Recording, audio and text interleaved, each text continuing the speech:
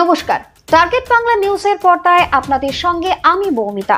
এই মুহূর্তে যে বিশেষ খবরটির দিকে নজর দেব, মাটি মাফিয়াদের দৌরত্বে চাঞ্চল্য ছড়ালো পশ্চিম মেদিনীপুরে। সাংবাদিকদের প্রকাশ্যে খুন করার হুমকির অভিযোগও উঠল। বিএলআরও এবং স্থানীয় প্রশাসনের প্রতি বিভিন্ন রকমের প্রশ্ন উঠছে কিন্তু জনসাধারণের তরফ থেকে। কেননা এই গোটা প্রসঙ্গটি সম্পর্কে বিএলআরওকে জিজ্ঞাসা করা হলে তিনি জানান, সুরজ গায়েন নাকি 4 ট্রাক্টরে ডিসিআর কেটেই জমি ভরাট করছে। প্রশ্ন হচ্ছে, বিঘার পর বিঘা চাষের যোগ্য জমি ভরাট করে কিভাবে জমি ভরাট করা সম্ভব? এটাই কিন্তু একটা বড় প্রশ্ন। সুতরাং গোটা ঘটনাটি ঠিক কি ঘটেছে আমরা দেখব টার্গেট বাংলার পর্দায়। মাটি মাফিয়াদের দৌরাত্ম্য, সাংবাদিকদের মেরে ফেলার প্রকাশ্যে হুমকি। মাটি মাফিয়াদের দৌরাত্ম্য, সাংবাদিকদের মেরে ফেলার প্রকাশ্যে হুমকি। পশ্চিম মেদিনীপুর জেলার চন্দ্রকোনা থানার 1 নম্বর ক্ষীরপাই ব্লকের জারা গ্রাম পঞ্চায়েতের অন্তর্গত তাতারপুর গ্রামে মাটি কাটার কাজ করছেন। পশ্চিম মেদিনীপুর জেলা চন্দ্রকোনা থানার 1 নম্বর ব্লকের লক্ষ্মীপুর গ্রাম পঞ্চায়েতের অন্তর্গত চালতাবাদী গ্রামের বাসিন্দা সুরজ গায়েন, পিতা আয়ুব গায়েন। তিনি প্রকাশ্যে হুমকি মেরে ফেলার দিচ্ছেন। তিনি বলছেন যে আমি ডিসিআর কেটেই নাকি মাটি কাটছি।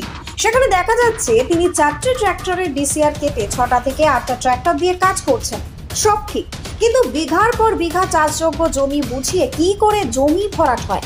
তাকে প্রশ্ন করা হলে তিনি নাকি বলেন, জমি ভরাট করলে নাকি সেটি কাগজ করতে হয়, সেটি তিনি নাকি জানতেন না। তিনি বলেন, আমি যদি সব জানি তাহলে কি আমি মাটি কাটতাম? তিনি তো এরোপ্লেন চালাতেন, তিনি সেরকমই বলেছেন। এবং তিনি সাংবাদিককে বলেন, যদি খবরটা করা হয় তবে মেরে ডালা দিয়ে দেবেন। তিনি এরমই নোংরা ল্যাঙ্গুয়েজ ইউজ করেছেন। কথায় আছে, চোরের মায়ের বড় গলা, সেটাই লক্ষ্য করা গেল। চুরি করবে তবুও ঘুরি দেখাবে। চলুন শুনে নেওয়া যাক সেই মাটি মাফিয়া সুরজ গায়েন সাংবাদিককে মেরে ফেলার বিষয়ে ঠিক কি বললেন। সরাসরি দেখব টার্গেট বাংলার পর্দায়। Bureau report, target Bangla news. Suraj বলছি, সুরজ বলতে ভাই তোমাকে বন্ধু সেদিনে দেখা করবে, তাহলে তোমরা তারপরও এইসব কমপ্লেন গুলো করছো কেন?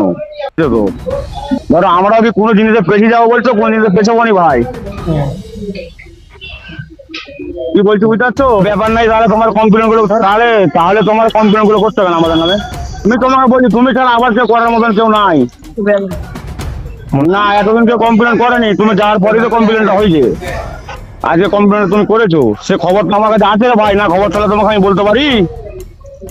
শোনো ভাই, তুমি এতদিন আমি ওখানটায় কাজ করছি 15 দিন, তুমি কোনোদিনও এসোনি। তাহলে তোমার কেউ না কেউ বলেছে, তুমি সেই জন্য আমার কাছে আসছো। সে মোটামুটি 3 মাসের পেটুলের ভিডিও সে কালকে ছাড়ছে। এই হোক, তুমি বুঝতে পারছো কে ছাড়ছে, আমি কারো নাম বলছি নি। তো সে 3 মাসের পেছনের ভিডিও সে কালকে ছাড়ছে।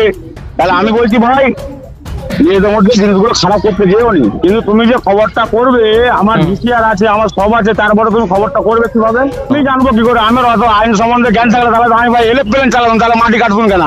যদি জানতুম যে জমির মাটি ফেললে সেখানে কাগজ করতে হবে, সেখানটা আমাকে গন্ডিতে দাগ দিতে হবে, তাহলে আমি ভাই প্লেন চালাতাম, তাহলে আমি মাটি কাটতুম কি?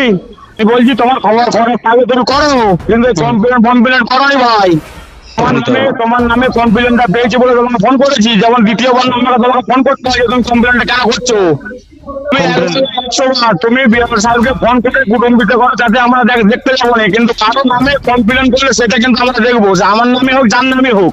তারপরে আগে যাচ্ছি, এসে তাকে নিয়ে একবার বসে দেখবো, আলোচনা করে সে কি বলতে যাচ্ছে, সে কি করতে যাচ্ছে। চিঠিটা খুলে নেবো, হ্যাঁ তাকে একবার দেখবো, খুলে নেবো, তাকে একবার দেখবো। তাকে বসে বলবো যে ভাই তুই যাবি, তুই 200, 500, 1000 নিবি, তোকে দেবো। 50,000 টাকা নিয়ে চাই 2 বছর ধরে, ফেরত দেবো আজকে। তারপরে সে এরকম করে সবাই কমপ্লেন করছে। আমরা তো কাজ করে খাচ্ছি রে ভাই, আমরা তো চুরি ডাকাতি করিনি। তুমিও করো, খাও না কাজ। হাত পা বলে তার করার গুলো খুলে দেবো। এটা কি মারা হুমকি তোমাকে বলেছে? তাহলে এসো না, তাহলে এসো আজকে এসো, খবর করে যাবে, এসো। আবার একবার করে যাবে। তুমি খবরটা ছেড়ে একবার দেখবে, তুমি খবরটা ছেড়ে একবার দেখবে, তুমি খবরটা ছেড়ে একবার দেখবে, খবর ছেড়েছি। খবরটা ছেড়েছি, তুমি খবর করো না। তোমার ক্ষমতা আছে, তুমি খবরটা করো। আর আমার ক্ষমতা থাকলে খবরটা আমি বন্ধ করবো। তোমাকে আমি এই কথাটা বলি, তোমার গায়ে ডালা নিয়ে দেবো, ডাল না। তুমি চিনো নি এখন, গায়ে তোমার ডালা নিয়ে দেবো। তুমি কত বড় সাংবাদিক? তুমি খবরটা তোমার গায়ে ডালা নিয়ে দেবো, ডাল না। তুমি চিনো নি এখন, গায়ে তোমার ডালা নিয়ে দেবো। তুমি কত বড় সাংবাদিক? তুমি খবর তোমার কত গায়ে দমালে তুমি খবরটা করে যাবে এখানে। আছে তোমার গায়ে ডালা দিয়ে দেবো, ডালা। তুমি চিনো নি এখন গায়ে তোমার ডালা দিয়ে দেবো। তুমি কত বড় সাংবাদিক, তুমি খবর তোমার কত গায়ে জমা তুমি অন্য খবরটা করে যাবে এখানে। আপনি কি সারদা দেবী মঠ অথবা রামকৃষ্ণ মঠে ঘুরতে যাবেন ভাবছেন, কিন্তু কোথায় থাকবেন তা নিয়ে চিন্তিত? তাহলে আপনার চিন্তা দূর করতে দীর্ঘদিন ধরে আপনাদের সেবায় নিয়োজিত রয়েছে Kalpataru lodge and hotel cum restaurant.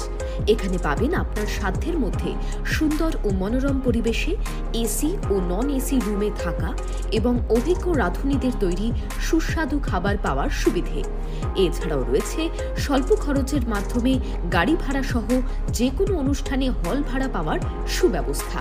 আমাদের ঠিকানা মাতৃ মন্দির নিকটে, জয়রামবাটি, বাঁকুড়া। বিশদে জানতে কল করুন 9647916374 অথবা হোয়াটসঅ্যাপ করুন 62959808555 এই নম্বরে।